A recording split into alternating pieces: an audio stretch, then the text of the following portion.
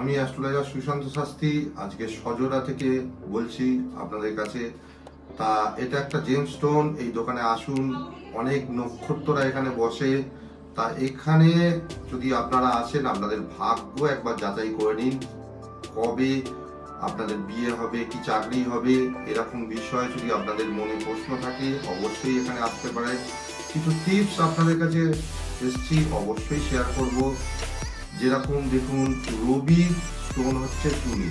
তা আজকে চুনি ছাড়া মানে রেমেডি স্টোন ছাড়া অন্য জিনিসপত্রগুলো আপনাদের কাছে শেয়ার করব। যদি রুদ্রাক্ষর মেকআপ আপনাদের দিই, রবির ক্ষেত্রে আপনারা একমুখী রুদ্রাক্ষ ধারণ করতে পারেন। যাদের মান সম্মান হানি হচ্ছে, আপনারা সঠিক উপযুক্ত বাইরে সম্মান পাচ্ছেন না, এনারা করতে পারেন কি একটা একমুখী রুদ্রাক্ষ ধারণ করতে পারেন। যাদের মানসিক টেনশন প্রচন্ড পরিমাণ হয়, মানসিক টেনশন এবং গৃহগত সমস্যা হয়, তারা দ্বিমুখী রুদ্রাক্ষ, দুই মুখ রুদ্রাক্ষ ধারণ করতে পারেন। যাদের এনার্জি লেভেল প্রচন্ড পরিমাণ ফলস করছে, এনার্জি লেভেল বৃদ্ধি করার জন্য তিনমুখী রুদ্রাক্ষ, এটা মঙ্গলের জন্য প্রতিকার হিসাবে ব্যবহার করা হয়ে থাকে।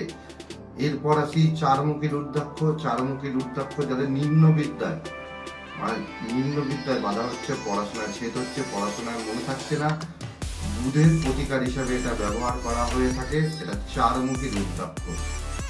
আর পাঁচমুখী রুদ্রাক্ষ ব্যবহার করা হয়ে থাকে যারা উচ্চ বিদ্যায় পড়াশোনা করছেন, তাদের ক্ষেত্রে পাঁচমুখী রুদ্রাক্ষ ধারণ করতে বলবো দর্শক বন্ধুরা। আর এই বিষয়টা হচ্ছে পাঁচমুখী রুদ্রাক্ষ যাদের পয়সা সেভিংসও করতে বাধা হয়, পয়সা আসছে বেরিয়ে যাচ্ছে, তাদেরকে বলবো যে পাঁচমুখী রুদ্রাক্ষ তারা ধারণ করুন, ভালো তাতে ফল পাবে। ছয়মুখী রুদ্রাক্ষ যাদের লাক্সারিয়াসে প্রবলেম হচ্ছে, তারা কিন্তু ছয়মুখী রুদ্রাক্ষ ধারণ করতে পারবে লাক্সারিয়াসে প্রবলেমের জন্য। আর যারা দারিদ্রতায় ভুগছেন, অর্থ আপনাদের কাছে থাকছে না, অনেক সমস্যার মধ্যে আছেন, অনেক কষ্টের মধ্যে আছেন, যাদের সাড়ে সাথী চলছে বর্তমানে, কোন রাশির সাড়ে সাথী চলছে? কুম্ভ রাশি, মীন রাশির মেষ রাশি, তিনটে রাশির সাড়ে সাথী চলছে, তাদেরকে আমি অবশ্যই বলবো সাতমুখী রুদ্রাক্ষ ধারণ করুন। এটা শনি রুদ্রাক্ষ, খুব ভালো পজিটিভলি কাজ করে থাকে এটা। যাদের রাহুর সমস্যা আছে, রাহুর ক্ষেত্রে সমস্যা, তারা আটমুখী রুদ্রাক্ষ ধারণ করুন। আর যাদের কেতুর সমস্যা আছে, তারা নয়মুখী রুদ্রাক্ষ ধারণ করুন। আর যাদের বিপদ আপদ থেকে মুক্তি পেতে অবশ্যই বলবো 10মুখী রুদ্রাক্ষ ধারণ করুন। এই রুদ্রাক্ষগুলো 1 থেকে 10 পর্যন্ত আপনাদের আজকে শেয়ার করলাম। বাংলাতে মনে হয় না কেউ এই বিষয়ে বলেছে, তা আমি এটা প্রথমেই হয়তো আপনাদের কাছে শেয়ার করলাম।